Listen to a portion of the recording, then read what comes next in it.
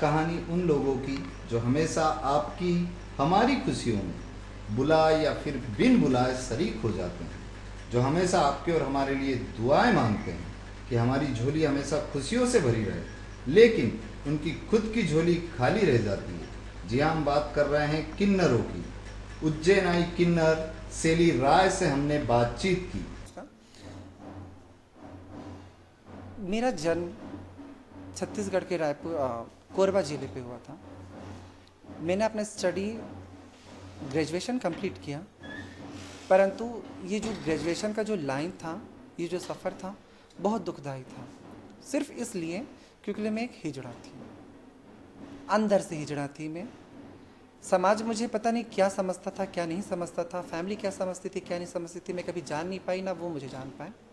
School life मैंने ले देकर कंप्लीट किया। लोग मुझे बीचिंग करते थे, मेरे बारे में गलत कहते थे कि मैं ऐसी हूँ, मैं वैसी हूँ करके ले देकर मैंने स्कूल लाइफ कंप्लीट किया। माँ बाप हमेशा मुझे टॉर्चर करते थे। बचपन में मुझे खेलने की इच्छा होती थी गुड़िया गुड्डे से। मन करता था कि गुड़िया को लेकर मैं उसे साड़ी पहनाऊँ और उसे अपने बाहों में लेकर बस थपथपी देते रह जाऊँ। पर पीछे से माँ का आवाज़ आता था और सामने से पापा आकर मुझे डांटते थे, ये क्या कर रहे हो तुम, ये बैट बॉल है, तुम बैट बॉल पकड़ो। मैं बहुत आश्चर्य हो जाती थी उस समय, बहुत चकित हो जाती थी इस चीज़ को लेकर। उस समय तो मैं कंफ्यूज में थी कि मेरे लिए है क्या चीज़ ये बैट बॉल जिसे कहते हैं, क्योंकि मैं अंदर से एक नारी का रूप था मेरा। उस चीज़ को खैर फैमिली समझ नहीं पाए। स्कूल लाइफ में जब गई, आगे बढ़ते गए, स्टडी जब मेरी कंप्लीट होते गए, धीरे धीरे मैं जाती गई। स्कूल में दोस्त यार कभी मेरे से फ्रेंडशिप नहीं किए। किसी लड़के ने कभी मुझे कंधे लगा कर कभी नहीं कहा कि यार तू मेरा दोस्त है करके। उस समय भी मुझे लगता था कि मुझे कोई छूत की बीमारी है क्या, कि मैं हूँ क्या चीज़। उस समय फिर मेरे अस्तित्व को टटोला जाता था कि मैं हूँ क्या। घर में आकर मम्मी से शेयर करती थी इस बात को, तो मम्मी भी मुझे डांटती थी कि तू लड़का जैसे रहे। फिर मेरी अस्तित्व घर में भी वही हिलना होता था। इस रूप को लेकर और इस दर्द को लेकर मैंने 12th कंप्लीट किया। कॉलेज मैंने प्राइवेट किया। प्राइवेट में भी फिर वहीं पर वही चीज़ आ गई। लड़के दोस्त नहीं रहे, लड़कियां मेरा सपोर्ट करती थी। वहाँ पर भी वही कहा जाता था कि तू छक्का है, तू मामू है। शब्द यूज़ किया जाता था हमेशा मेरे बारे में, गलत चीज़। तो ये सब कंप्लीट मिलाकर जो मैंने अपना बचपना खोया, जो मैंने अपना किशोरावस्था खोया, जो मैं अपनी जवानी खोती गई, ये सब क्यों? सिर्फ इसलिए कि मैं एक हिजड़ा थी, सिर्फ इसलिए कि मैं एक ट्रांसजेंडर हूँ, सिर्फ इसलिए कि मैं जिस्म एक और रूह दूँ। इसमें मेरा कोई दोस्त नहीं था। परिवार मतलब ये है कि आपका जब तक ग्रेजुएशन कंप्लीट हुआ तब तक आप परिवार के साथ ही नहीं थे? नहीं नहीं, मैं जब 11th स्टैंडर्ड में थी, एक कह सकते हैं वो शायद काली रात थी मेरे लिए, बहुत गंदी रात थी कि पिताजी ने मुझे घर से निकाल दिए थे रात के 12:30 बजे, वो भी मार के, लात मार के। मेरे पापा हाई एजुकेशन है, अच्छे बड़े पोस्ट में हैं, किस पोस्ट में उसको बोलूँगी नहीं, अच्छे बड़े पोस्ट में है वो। उन्होंने मुझे घर से निकाल दिया क्योंकि उनके दोस्त उन्हें हमेशा कहते थे और बोलते थे कि तुम्हारा बेटा ऐसा है वैसा है करके। शायद वो फ्रस्ट्रेट हो गए थे उस चीज़ को लेकर, मेरे को लेकर, कि मेरा रूप क्या है, मेरा रंग क्या है, मेरा तन क्या है, मेरा मन क्या है करके। इन 4-5 चीज़ों को लेकर शायद वो कन्फ्यूज़ रहते थे। उन्होंने घर से ही निकाल दिया मुझे। घर से जब निकाले, मेरे पास जाने के लिए कोई साधन नहीं था, ना कोई जगह था, ना कोई प्लेस था। मैं बिलासपुर में आज भी प्रचलित है सिम्स के नाम से हॉस्पिटल, सरकारी हॉस्पिटल है, गवर्नमेंट हॉस्पिटल है। उस हॉस्पिटल के मर्चुरी के जस्ट नीचे में एक जनरल वार्ड आता है। उस वार्ड पे मैं 2.5 महीना रही हूँ। उस वार्ड के पास एक चौकीदार बैठता था, स्ट्रक्चर था वहाँ पर जिसमें लाश ले जाते थे लोग। उस लाश पे मैं बोरी में बिछाकर मैं सोती थी। वहाँ पर मैंने 2.5-3 महीना ऐसे गुजारा। 10 रुपये 20 रुपये कलेक्शन करके मांग कर मैंने पेट रोजी पाली अपने जैसे हुआ, जैसा मुझसे बन सका वो सीख किया। एक वक्त आया, मुझे किन्नरों से मेरी मुलाकात हुई। मैं उनके साथ आ गई।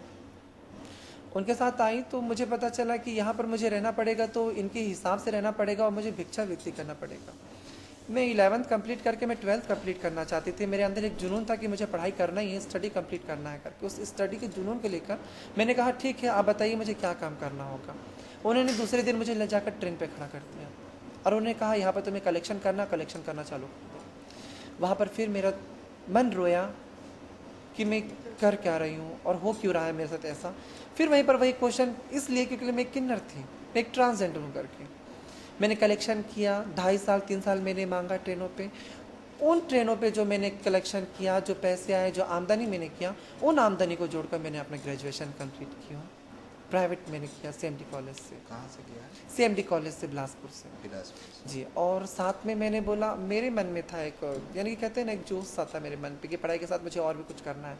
मैंने प्लस फैशन डिज़ाइनिंग किया साथ में, प्लस प्रोफेशनल मल्टीमीडिया भी साथ में किया। मैं 3 कोर्स मैंने अपने आप से, अपने दम पे, उस ट्रेन के पैसे से मैंने कंप्लीट किया। मेरा बस आगे का यही चीज़ है कि जो सोसाइटी हम जैसे बच्चों को जो एक्सेप्टेशन नहीं मिल पा रही है, जो हमें तुच्छ मान रही है, जो सोच रही हैं कि हम किसी आसमान से या ग्रह से टपके हैं, या जो सोच रहे हैं कि हमें पैदा करने वाली माँ नहीं है।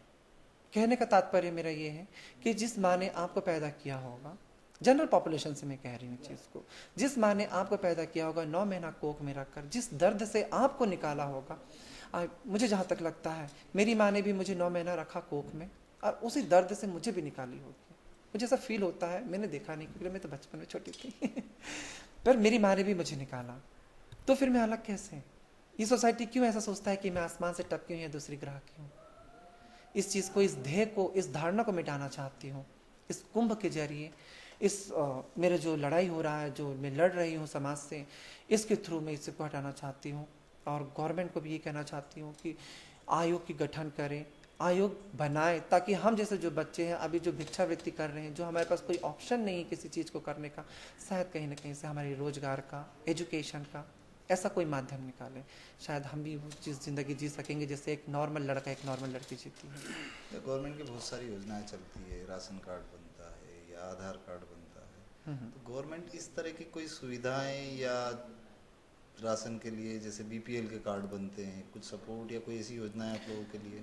यही तो परेशानी है, यही चीज़ तो है। सरकार बस कहती है, करती कुछ और है। पता नहीं सरकार चाहती क्या है। मुझे तो ऐसा लगता है, पता नहीं क्यों मेरा दिल कहता है कि सरकार को तो मशीन गन लगवा करके हम जैसे बच्चों को और हम जैसे हिजड़ों को मार देना चाहिए, ताकि समाज के सरकार के सामने ये सब क्वेश्चन और आंसर चालू ही मत हो, क्योंकि उनकी नज़र में हम इंसान ही नहीं है ना। अगर सरकार हमें इंसान मानता तो सुप्रीम कोर्ट से जब हमें अथराइज मिल चुका है, 377 धारा जब लागू हो चुकी है, जब इतने सारे एडवोकेसी हो चुकी हैं, तो आयोग का गठन क्यों नहीं? सरकार क्यों हमारे लिए अवेयरनेस कहीं नहीं बढ़ा रहा है? सोसाइटी में क्यों ये चीज़ नहीं फैला रहा है कि हम भी एक बच्चे हैं, हमारा भी एक आस है, हमारे भी कुछ सपने हैं, हमारा भी कुछ वजूद है? इस चीज़ पे क्यों नहीं काम कर रहा है सरकार?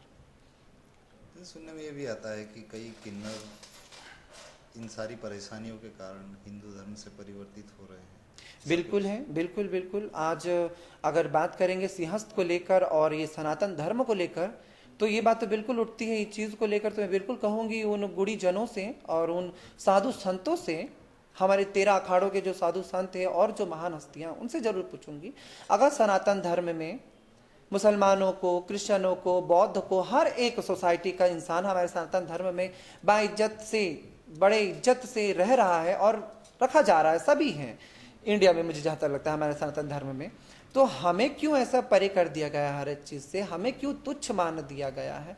अगर हम सनातन धर्म के नहीं हैं, अगर हम हिंदुत्व नहीं है, तो हम क्या हैं? शायद इस चीज़ का आंसर वो जो गुड़ी जन है मेरे, वही दे पाएंगे। एक सवाल है, हो सकता है वो व्यक्तिगत। अभी तक के जीवन में सबसे अच्छा आपके जिंदगी का क्या रहा और सबसे बुरा क्या रहा? सबसे अच्छा मतलब जिसने बहुत खुशी दी हो। खुशी मेरा, मुझे खुशी तो मैंने कभी देखा ही नहीं। खुशी मुझे कभी नहीं दिखा। जिस माँ ने पैदा किया उसने ही खुशी नहीं दे सका, जिस बाप ने चलना सिखाया उसने खुशी नहीं दे सका, जिस भाई बहन के साथ मैं चली हूँ, खेली कूदी हूँ, उन लोगों ने कभी मुझे खुशी नहीं दे सका।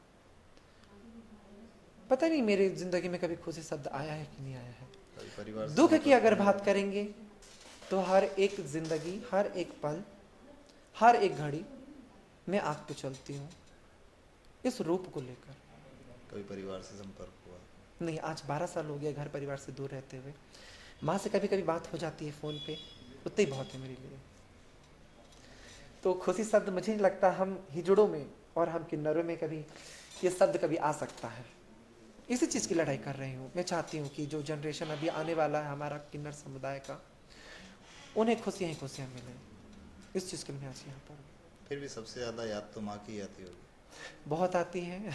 आप इतना डीपली मत लेकर जाइए मुझे। माँ जगत जननी है, माँ करता धरता है। माँ ना होती तो शायद मेरा आज अस्तित्व भी ना होता, मैं जन्म भी ना लेती अगर माँ ना होती तो। तो जैसा अभी मैं ये सवाल पूछा था, आपने कहा ना कि जिस माँ की कोख से पैदा हुई उसने ही नहीं रखा, नहीं पाला, माँ की भी मजबूरियाँ रही होगी। आज उनको प्रेम है, मैंने स्नेह आपसे, इसलिए वो बात बिल्कुल, करते हैं आपसे। बिल्कुल, बिल्कुल, और आप भी बिल्कुल, सबसे बड़ी बिल्कुल। खुशी आपको तब मिलती होगी जब आप आपकी माँ से बात करते होंगे। वो बिल्कुल, प्यार वो से तो ही सही पूछते है। होंगे कैसे बिल्कुल हो सही बेटा। बात है, बिल्कुल सही बात है ये चीज़ तो बिल्कुल कह रहे हैं आप, जो कह रहे हैं बिल्कुल सही कह रहे हैं। पर क्या होता है ना, इंसान जब आगे बढ़ते जाता है, जब ग्रोथ करता है, तो 2 साल अच्छा मिल जाए, फिर 10 साल उसको तकलीफ़ें मिले, तो वो जो 2 साल अच्छा मिलता है ना, वो भी थोड़ा कम लगने लगता है। कहने का तात्पर्य ये है, माँ ने तो पैदा कर दिया, माँ ने तो पाल पोस कर थोड़ा बड़ा कर दिया मुझे, अपने पैर में खड़े होने लायक मुझे छोड़ दिया, मानती हूँ उस चीज़ का। पर जब मैं अकेले रहती हूँ, जब मुझे सहारा की ज़रूरत होती है, तब शायद वो माँ मेरे पास रहती नहीं है। तब तो दिल में फिर चोट आती है ना, दिल दुखता है फिर उस समय।